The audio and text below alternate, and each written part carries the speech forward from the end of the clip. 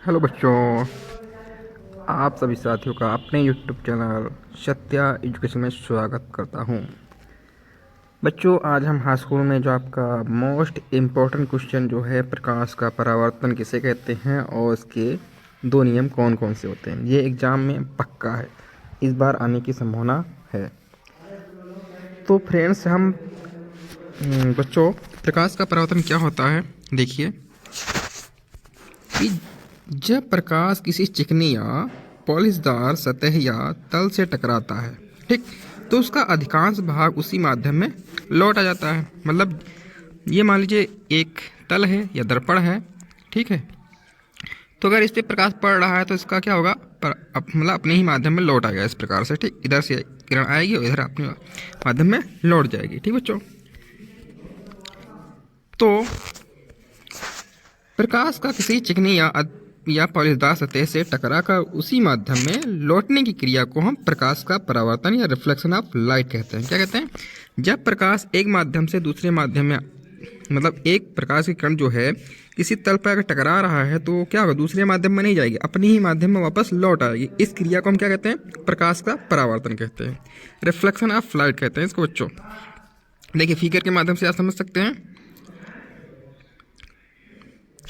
देखिए फिगर आपका बना हुआ है,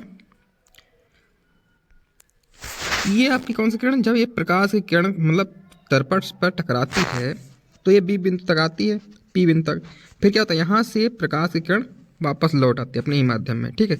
और इन दोनों किरणों को एक नॉर्मल फॉर्म में इसको डिवाइड कर दिया जाता है, जिसे हम अभिलंब कहते हैं। क्या कहते हैं? अभिलंब कहते हैं। और जब ये पूरा जब डिवाइड हो जाता है तो नॉर्मल और इंसिडेंट रे के बीच में एक कोण बनता है, जिसे आपतन कोण कहते हैं। किसे कहते हैं? आपतन कोण। और नॉर्मल रिफ्लेक्टेड रे के बीच में जो बनता है कोण, उससे हम कहते हैं आर, यानी कि परावर्तन कोण कहते हैं। तो आप समझ सकते हैं, जब प्रकाश की जो किरण दर्पण से टकराती है उसे हम इंसिडेंट कहते हैं, और जो परावर्तित होती है अपने माध्यम लौट, उसे कहते हैं रिफ्लेक्टेड रे।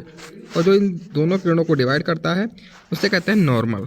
तो नीचे देखेंगे हम, देखिए प्रकाश के परावर्तन कितने नियम होते हैं? दो नियम होते हैं। कौन कौन से होते हैं? परावर्तन के दो नियम होते हैं, आप ध्यान रखना, परावर्तन के दो नियम होते हैं। पहला क्या है? आपतित किरण, परावर्तित किरण तथा आपतन बिंदु पर डाला गया अभिलंब एक ही तल में होता है। फिगर के माध्यम से देखिए, ये देखिए फिगर के माध्यम से, ये देखिए ये क्या है, तल पर है, दूसरे तल में तो नहीं है, यहाँ पर नीचे तो नहीं गई ना, ये आपकी कौन सी आपतित किरण होगी, ये आपकी परावर्तित किरण होगी, ये आपका अभिलंब होगा। तीनों एक ही तल में दिखाई दे रहे हैं, नीचे दूसरे माध्यम तो नहीं गए ना, यानी कि पहले ही माध्यम में तीनों किरणें हैं, आपतित किरण, परावर्तित किरण और अभिलंब, तीनों एक ही तल में स्थित होते हैं। तो दूसरा देखिए, आपतन कोण जो होता है, आपतन कोण जो होता है परावर्तन कोण के बराबर होता है। कोण आई का मान जो है कोण आर के बराबर, अगर कोण आई का मान 30 अंश है तो कोण आर का मान 30 अंश ही होगा। ठीक बच्चों, फिर है आगे आपतित किरण। क्या होता है आपतित किरण? यानी कि किसी दर्पण से टकराने वाली किरण को आपतित किरण कहते हैं। मतलब ये आपका दर्पण है, ये इस प्रकार से, और ये जो किरण आ रही है इसे हम कहते हैं आपतित किरण। कौन सी? आपतित किरण। परावर्तित किरण क्या होता है? ये आपका दर्पण है, ये आपतित किरण हुई थी आपकी, जब दर्पण से वापस अपनी माध्यम लौट आएगी तो उसे कहते हैं परावर्तित किरण।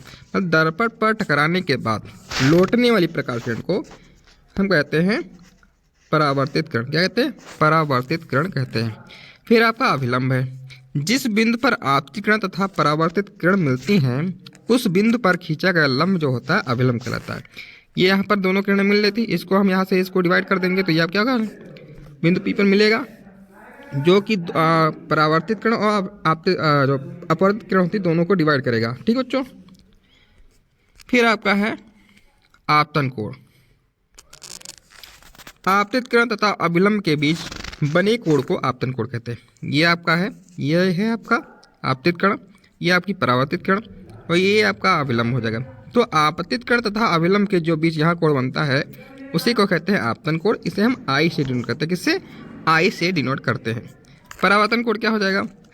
परावर्तित किरण तथा अभिलंब के बीच बना कोण को हम क्या कहते हैं? परावर्तन कोण कहते हैं। ये देखिए फिर के माध्यम से ये इस प्रकार से हमने डाल दिया रेखा को और ये आपकी इधर की रेखा चली गई तो और ये आपका अवलंब हो गया। तो ये आपका परावर्तित किरण ये थी, अवलंब ये है, तो इसके बीच जो कोण बनेगा यहाँ पर आपतन कोण बनेगा और इसको हम आर से डिनोट करते हैं। किससे? आर से डिनोट करते हैं। इस प्रकार से आप लिखेंगे कोण आई बराबर हो जाएगा कोण आर के। आपतन कोण जो है परावर्तन कोण के बराबर होता है। बच्चों उम्मीद करता हूँ ये टॉपिक आपको समझ में आया होगा। प्रकाश का परावर्तन किसे कहते हैं और परावर्तन के नियम कौन कौन से हैं और जो इसमें आपतित कण, परावर्तित कण और आपतन कोण तथा परावर्तन कोण बनता है उसकी डिफिनेशन हमने बहुत अच्छे तरीके से पढ़ा होगा। ठीक है बच्चों, उम्मीद करता हूँ ये वीडियो अच्छी लगी होगी आपको, तो लाइक और शेयर करना ना भूलें और अपने फ्रेंडों और दोस्तों को भी शेयर कर दें जिससे कि इस वीडियो का लाभ उन्हें भी मिल सके। तब तक के लिए बाय बाय, टेक केयर। अगले टॉपिक में फिर से मिलेंगे।